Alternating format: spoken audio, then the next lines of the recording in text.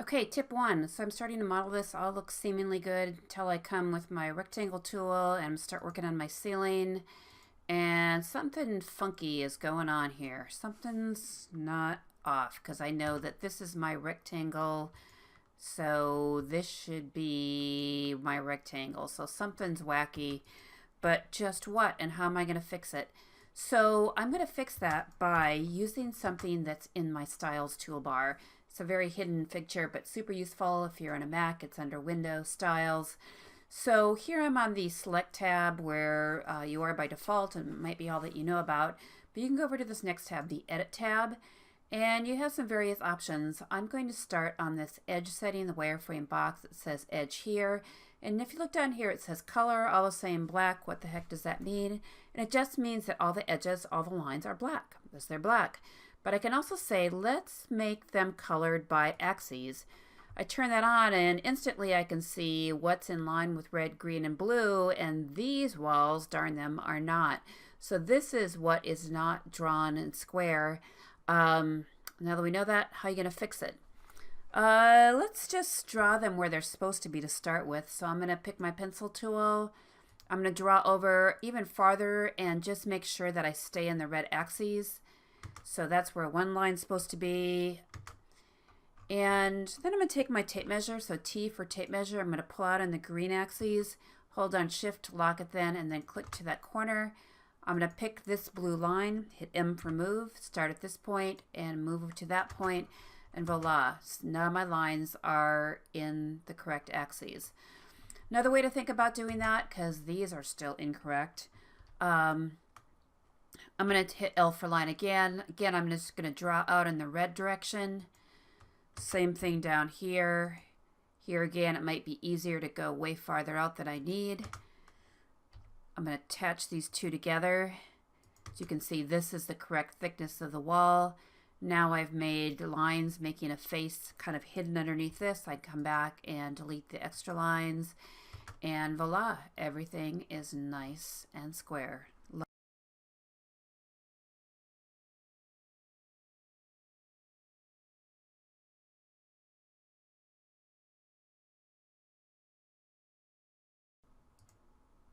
Okay, so let's talk about front and back faces. So by default, you have the front face is a nice crisp white, the back face is muddy blue-gray color that makes your whole model look not very attractive while you're first working on it. And then to make matters even worse, you have this whole SketchUp making the white face is gray depending on where they think the light is hitting it. So it's like, oh, is this a back face? Is that a back face? Sometimes it doesn't matter a lot of times for basic modeling, but if you're doing rendering or some other things, you do need to know where the back faces are. So let's go two different ways. Could care less. I just don't want it to look so awful. I can change the color of the back face in the styles. So by default, when you open up styles, again, if you're in Windows, it's under Windows Styles, you're going to be in the Select tab. But you can go over to the Edit tab, make some changes. This time I want to be in the face settings. Here the front color is nice white, the back color, that's where SketchUp pulls that blue-gray color from. If I want it all just to be white when I'm modeling, I can double click on that. And in the choose color that opens, I'm just going to slide the lightness. And again, here I'm in the HLS, hue, lightness, saturation, all the way to the right. Now this is going to be my color. Click OK. And voila, everything is much prettier on the eyes. But if I do want to know what the back color is, I want to make it even way more obvious. I'm going to double click again. I'm going to go back to the color wheel and I'm going to pick something that is pretty darn easy to see. And now, whoa, I can tell what's on the front face, what's on the back face, no matter where the light happens to be hitting it. If I know any face that has the pink out that I want it to be the front face, not the back face, I can just select it, right click and say reverse faces, and that way I can get all my faces facing out. If you don't already know, the quickest, fastest way to rotate something is hidden in the Move command.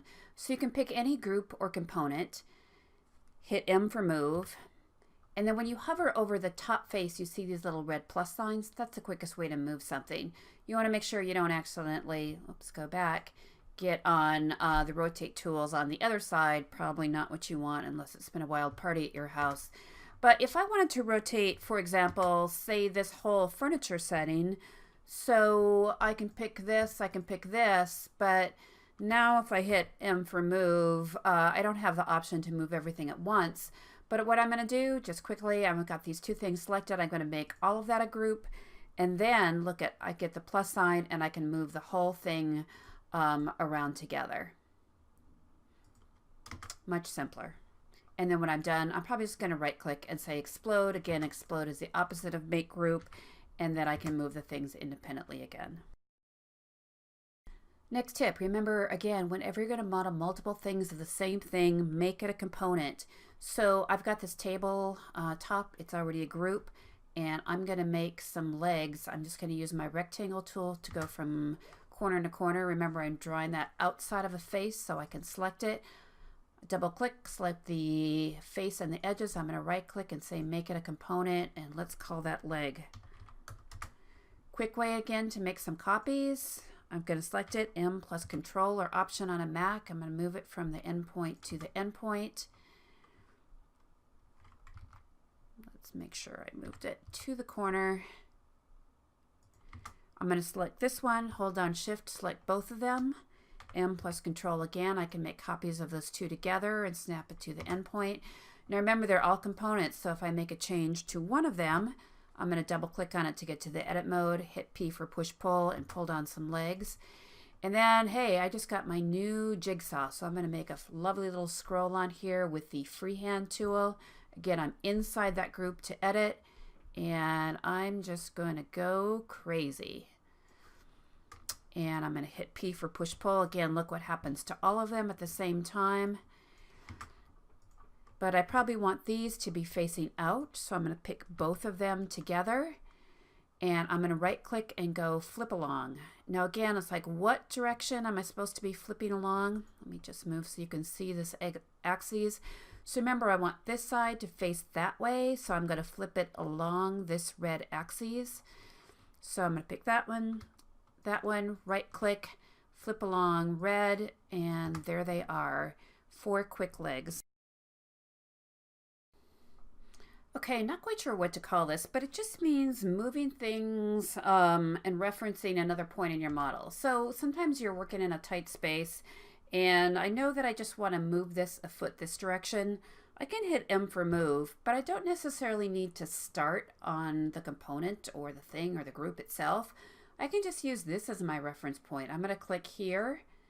I'm going to move a foot in the red direction, and you notice as I do that the model that I've selected is moving also, and then go ahead and click the space. So it's basically I moved my endpoint a foot here, but because this was selected, and I'm just going to move it back, it's still selected, M for move, clicking a point here, and I'm just saying move it a foot in that direction. So oftentimes this isn't the best method, but when things are in your way, that definitely can be very helpful. Here's a quick tip. You know, when you're trying to rotate a flat plane and you go and pick the rotate tool, and you're like, if you hold on tab while you're doing this, you can get it to move around, but then you got to get it on the thing and lock to there. So that's one way to do it. But hey, the quickest way, the move, hit M for move, and look, those little dots, plus signs are going to show up there. Quick and drag. None of that searching for what you need. I gotta make this somehow. Let's show me, I'm going to show you a few tricks while I figure that out. Let's say I want to make this one. Let's say it's 4 feet across, so I'm going to make a rectangle that is 4 feet, comma by 4 feet. I'm going to pull that up. I'm just going to eyeball it, select it all, make it a group. Now because this is a group, I can draw on top of it outside of that. So let's go ahead and start making the base of this section, and let's just pull it up. I'm going to eyeball it. So remember, if I scale something, if I move any face, SketchUp doesn't let it pop across. It's going to pull everything away with it. So if I pick this top face, hit S for scale, if I scale from one side, it's going to pull that along with it. Or if I hit S for scale again, look, it tells me if I hold on Control, I'll scale around the center. So, ooh, there's my little pilaster, very nice. Now, I'm wishing I would have made this a group. So what's the easiest way to group all of this without getting this base? Well, I could just take this and right click and hide it. SketchUp won't recognize it, and I can now pick everything else and make it a group. To get the base to come back, I can go to Edit, Unhide Last. Here it is. Again, if I hit S for scale, if I hold on Control, it's going to scale around the center, and I can make this all a little bigger. And then because this is a group, I can come up and again draw my rectangle for this top part outside of the group. I'm going to be smarter this time. I'm going to double click on it and make it a group to start with. Then I want to make some changes to it, so I double click to edit mode, pull it up. And I'm going to do the same trick to scale this. S for scale, Control to scale around the center, and I'm going to make that all just a bit bigger, and voila. There's my pilaster. This next one, I think I need to apologize for some of you because I said this can't be done. Hey, look, it can be done.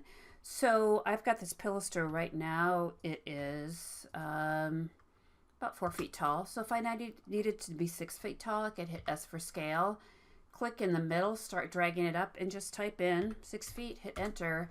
Voila, it's now 6 feet tall. I never knew. Excellent. Okay, we're on tip 9, and whoops, I thought I was going to do this all in 5 minutes. I see we're now 10, but I hope you aren't disappointed that I swayed you in with my sweet talk. But I can't talk that fast in the end. Anyway, here is great tip 9. So this is how to make a unique texture. So here's this image that your client gave you. She loves this mosaic. I'm trying to figure out how to get that mosaic in here. So if I just use my eyedropper and sample this, as you can see, it just samples the entire image, not the part that I want.